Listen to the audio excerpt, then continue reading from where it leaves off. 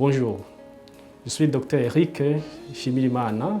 Je suis médecin gynécologue au centre hospitalier universitaire de Kamenge, au Burundi. Je suis du Burundi. Alors, comment j'ai eu l'information sur le programme de formation en infertilité? En fait, chez nous, au Burundi, il y a une fondation qui est appelée Ubuntu, qui est parrainée par Madame la première dame du pays. Alors, elle-même qui est en collaboration avec Fondation Merck. Alors, Merck aurait accepté de financer, de supporter une formation pour nous, les médecins gynécologues du Burundi, dans son programme de fertilité. Et voilà, j'ai eu l'information et on a fait une sélection et j'ai été parmi ceux qui devaient partir pour la formation pour 3 mois via la fondation Ubuntu du Burundi qui est supportée par la fondation Merck. C'est important chez nous au Burundi parce que je suis parmi les premiers médecins qui viennent de bénéficier de cette formation en infertilité. Donc c'est la première fois. Et puis c'est intéressant pour nous et surtout pour les malades parce que le problème de fertilité se fait sentir, il est présent au Burundi chez nous. Et si bien qu'on avait des soucis à gérer ce genre de situation compte tenu du fait qu'on n'avait pas des acquisitions importantes, des acquisitions nécessaires pour la prise en charge. Et on espérait et on espère quand même qu'on allait apprendre pas mal de choses pour prendre en charge ces gens-là, ces couples-là de chez nous qui ont de tels problèmes. Le problème d'infertilité chez nous, ça pose d'énormes problèmes, d'énormes défis. En fait, d'abord, il n'y avait pas de gens qui sont formés. Il y a des médecins gynécologues, mais qui n'étaient pas formés à la matière. Ça, c'est le premier défi. L'autre défi, c'est que les pouvoirs publics, c'est-à-dire le ministre de la Santé, il a plein de problèmes, plein de programmes, mais le problème de fertilité, ce n'est pas inscrit dans le programme de santé, ce n'est pas un problème de santé publique. Dans le temps, en tout cas, ce n'était pas un problème de santé publique, mais maintenant, ça commence à l'être. À l'être parce qu'au niveau social, ça cause des problèmes.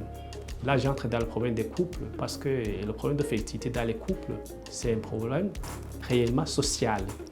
C'est un problème réellement social parce que la femme qui ne parvient pas à naître au monde un enfant, elle est victime d'une discrimination. Donc, ça devient un problème social, si bien que le gouvernement, le pouvoir public commence à s'en préoccuper quand même. Alors, l'autre problème, c'est que il n'y avait pas de ressources techniques, il n'y avait pas de médecins qui étaient formés, si bien que les gens devraient voyager pour se faire traiter à l'étranger. Et là, ça entre le problème d'argent, parce que ça coûte énormément d'argent. Et puis dans les couples qui n'ont pas beaucoup d'argent, c'était un problème, ils devaient garder le problème dans la société. Tantôt, je disais que c'est un problème réellement social. C'est réellement social parce qu'il y a plein de cas, plein de couples qui viennent chez nous en consultation pour de tels problèmes de fertilité. Alors, seulement dans la communauté, du fait que souvent, lorsqu'ils ont de tels problèmes de fertilité, la première étape, souvent, par ignorance, c'est commencer par les sorciers, les marabouts de la ville, les marabouts dans la communauté, dans le village. Et puis après, ils viennent nous consulter. Alors, ils viennent nous consulter parce que surtout, ce sont les dames qui viennent en premier parce qu'elles sont très discriminées dans la société. Elles sont discriminées dans la société parce que chez nous, surtout dans le monde rural, le problème d'infertilité, c'est un problème féminin. La plupart des gens croient que s'il y a un problème de fertilité dans le couple, c'est surtout la femme qui est infertile. Mais quand même, avec des sensibilisations, on essaie de montrer à la communauté que ce soit la femme, que ce soit le monsieur, tout le monde peut avoir des problèmes de stérilité. Et maintenant, ça commence quand même à changer, si bien que maintenant, on voit que les couples, maintenant, ils viennent à deux. Le monsieur et la dame, ils viennent à deux pour se faire consulter. Voilà. Donc c'est un problème de santé publique, c'est un problème social, si bien qu'on essaie de se démener, on essaie de faire quand même ce qui était à notre portée dans le temps, parce qu'on ne transférait pas tout le monde à l'étranger. On essaie de traiter quand même, mais qu'est-ce qu'on avait comme traitement? On a des traitements empiriques, des traitements classiques, et des médicaments qu'on prend par voie orale, tout simplement, pour stimuler les ovaires des dames, comme ça, pour qu'elles puissent multiplier les chances de concevoir et de mettre au monde l'enfant. Mais ce sont des cas qui donnent très peu de résultats. Si bien que la plupart des dames finissent par être transférées à l'étranger pour la prise en charge. Mais, problème encore, combien entre ces couples, combien avaient les moyens de voyager pour se faire traiter à l'étranger? Très peu de gens ont des moyens pour se faire traiter à l'étranger, si bien que c'est un problème qui est persistant dans la société, et un problème très social, si bien que les femmes se sentent malheureuses, mais vous n'avez pas beaucoup de solutions.